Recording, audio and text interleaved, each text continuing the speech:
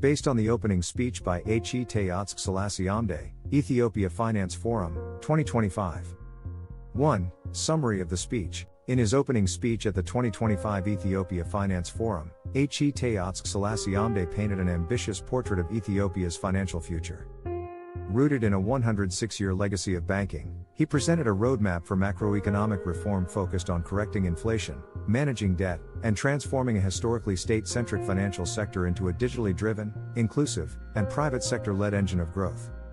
Backed by unprecedented financial support from the IMF and World Bank, this vision is marketed as a turning point, where digital innovation, financial inclusivity, and diaspora engagement converge to rewrite Ethiopia's economic destiny.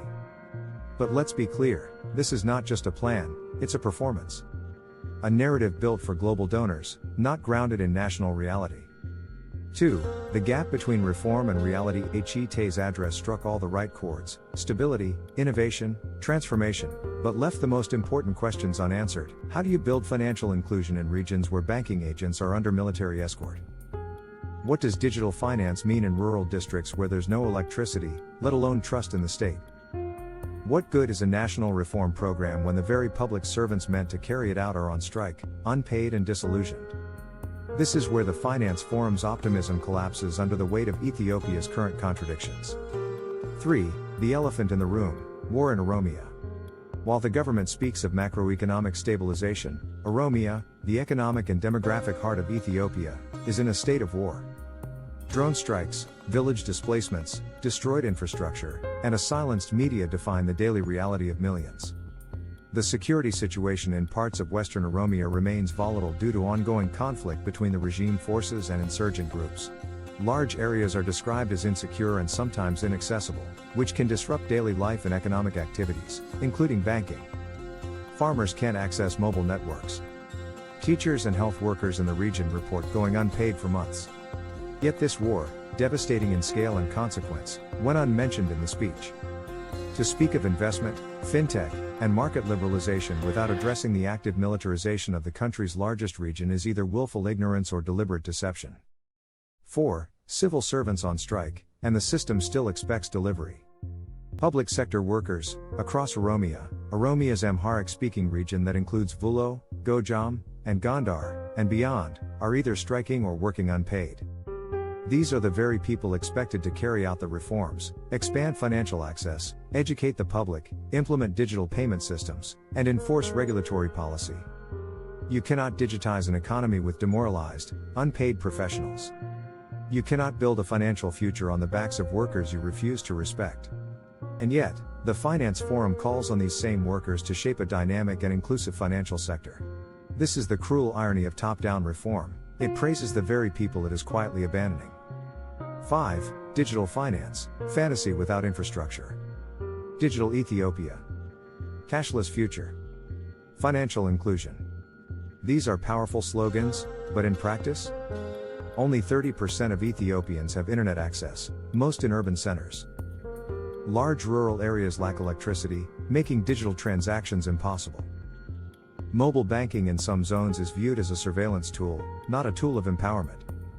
Many citizens in Oromia and peripheral regions have no trust in a state that has historically ignored or oppressed them.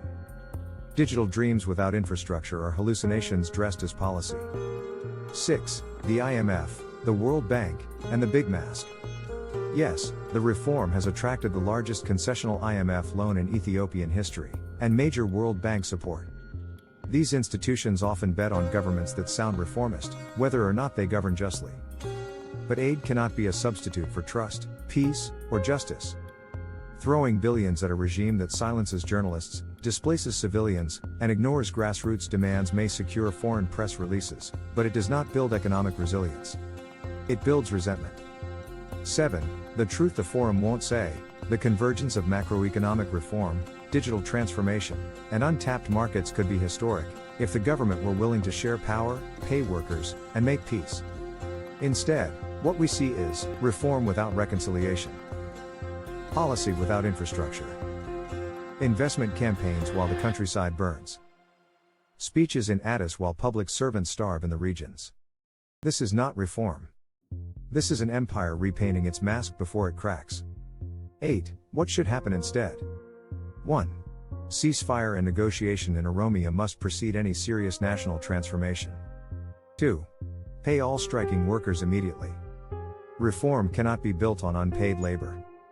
3. Invest in infrastructure before digitalization. Wi-Fi doesn't grow on drone-struck soil.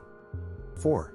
Make the reform genuinely inclusive, with regional voices, particularly from Oromia, at the table. 5. Audit and decentralize donor aid, to avoid empire-wide corruption cycles. 9. Final word, reform without dignity is control. The Finance Forum tried to inspire a vision.